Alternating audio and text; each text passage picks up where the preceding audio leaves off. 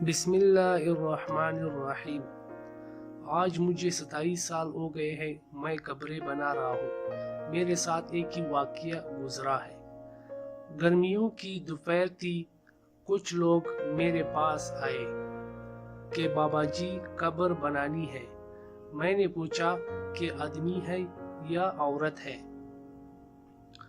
تو انہوں نے بتایا کہ عورت ہے، کرنٹ لگنے کی وجہ سے فوت ہو گئی ہے۔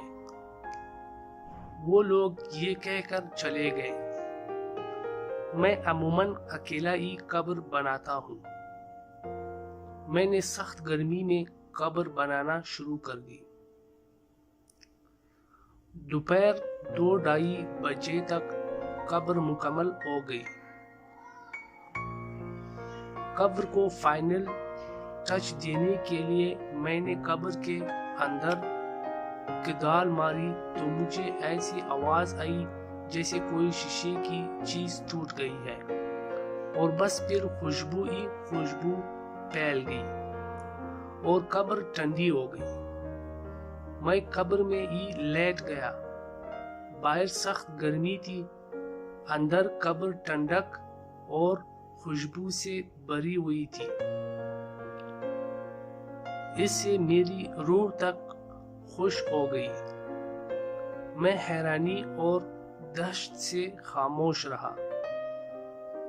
مغرب کے بعد جنازہ آ گیا۔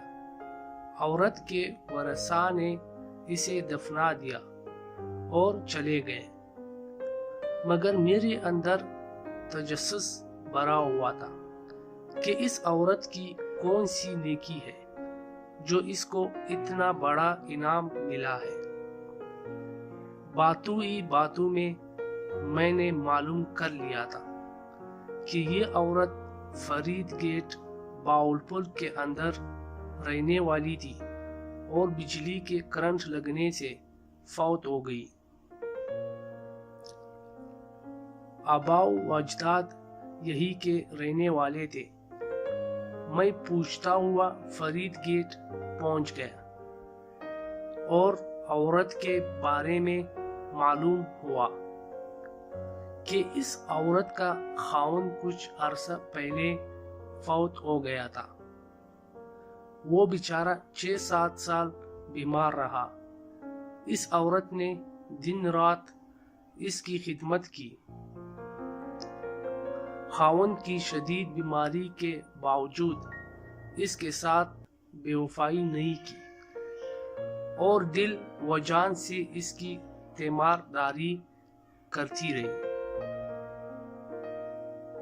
باوجود غربت کے اس کو محنت مزدوری کر کے کھانا کھلاتی رہی اور اپنے جذبات کو اپنے بیمار خاوند پر قربان کر دیا۔ جو لوگ اللہ تعالیٰ کی رضا کی خاطر بے لوث انسانیت کی خدمت کرتے ہیں اور اپنی راتیں بھی اللہ کی راہ میں جاگتے ہیں، انہیں لوگوں کے بارے میں اللہ تعالیٰ نے فرمایا ہے کہ میں ایسے انعامات دوں گا کہ جس کو آنکھ نے دیکھا اور کسی نے تصور بھی نہیں کیا۔ خوش نصیب کسی ہے وہ لوگ جن کی قبریں خوشبو اور ٹھنڈک سے بھری ہوئی ہیں۔ دعا ہے کہ اللہ تعالی ہمیں اور سب مسلمانوں کو بخش دے اور آخرت ٹھنڈک عطا فرمائے۔ اللہ پاک ہمیں بھی ایسے قبریں نصیب فرمائے۔ آمین۔ جزاک اللہ۔